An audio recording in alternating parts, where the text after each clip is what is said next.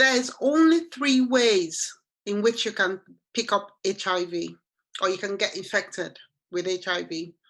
Either having unprotected sex with someone that does not know their HIV status, vertical transmission, which is when mothers do not know they've got HIV and they go ahead and have babies and breastfeed, sharing needles, so mostly for people that use substances and they're injecting drugs. If they share the needle that way, they can get HIV. Those are the only 3 ways you can get HIV. You cannot get HIV by sharing utensils. You cannot have it by sharing the toilet. You can't get it by just sitting in a room and breathing. You can't pick up HIV from kissing. You can't get it from hugging people. You can't get it from sharing clothing, living with someone. HIV, you cannot get HIV that way. Without treatment and medication, it can kill. But actually, it's not that easy to pick up HIV. I'll take you back to 21 years ago. In 1999, I was pregnant.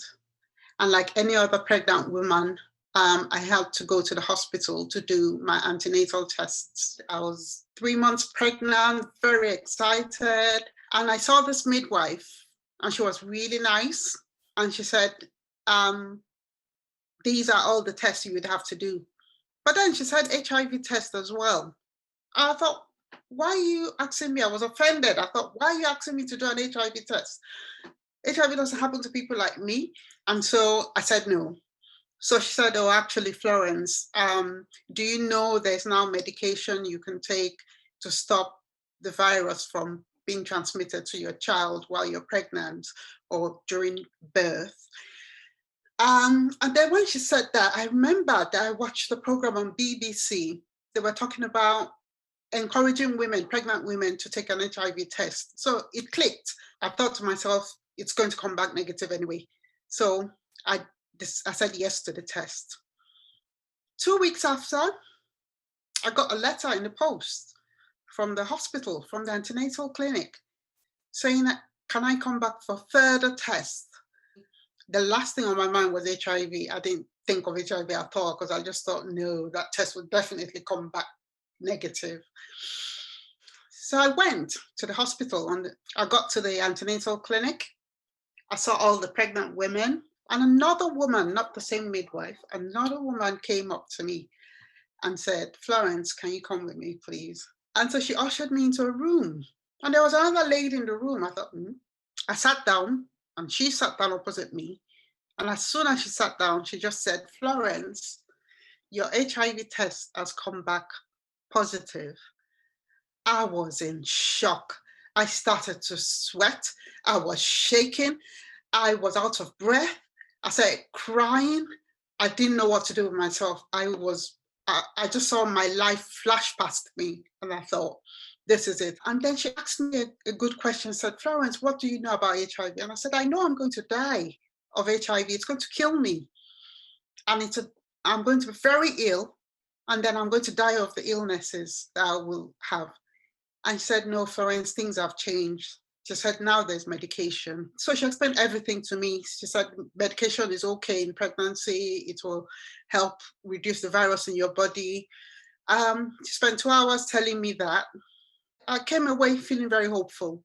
She said, would you like to come to the clinic, the specialist HIV clinic in the hospital? And I said, yes, yeah, I'd love to. So she booked me an appointment for the next day to see a HIV specialist consultant. She talked to me about HIV again, explained everything about the medication. The only thing is that you have to take it every day and you have to take it for life. And then she said something that really was good. She turned around to me and she said, Florence, would you like to meet other people living with HIV? And I thought, what? I'd love to. So she gave me this number and she said, call this number. It's a support group. As soon as I got home, I called the number. And as I called, a beautiful voice, African woman, answered on the other side of the phone.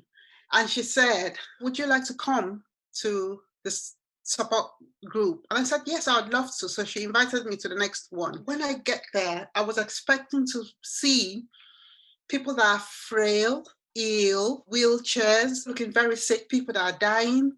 And as I got into this room, I saw a circle of women, and they all said, "Oh, Florence, come and sit down." They were so nice to me. And these women I saw, they had their hair done, they had makeup done, they had their nails done. I remember about the nails, I won't forget that.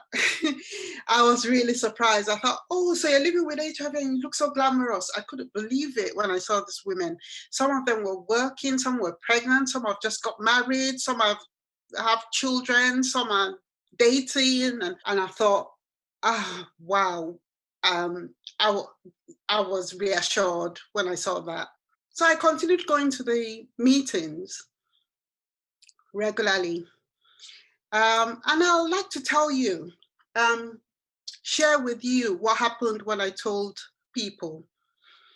Okay, I told the father of my child.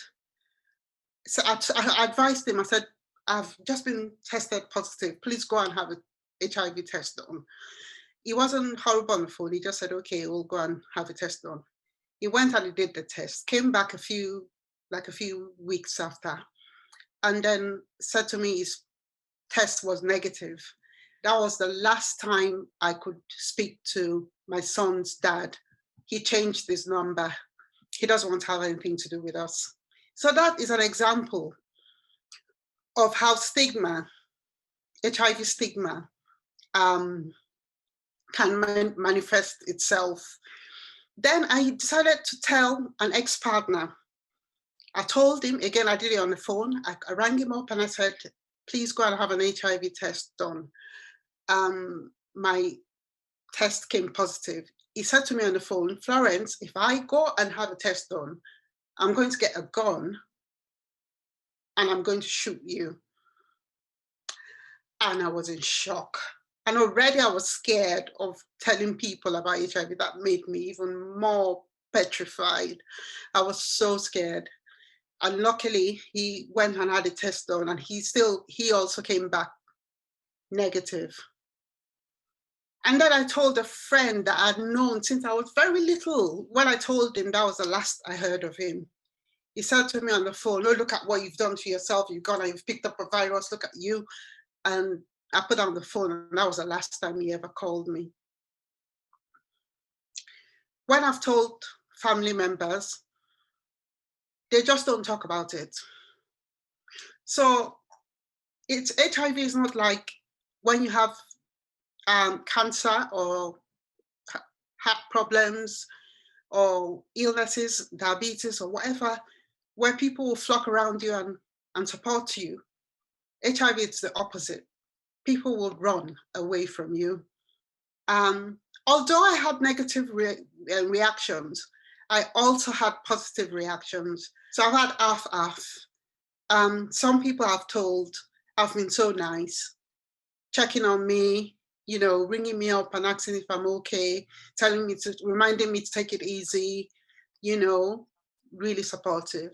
What I'd like for you to take away today is that HIV does not discriminate. It doesn't matter your age, it doesn't matter your race, it doesn't matter your religion, it doesn't matter your sexuality, it doesn't matter your class. It affects everyone.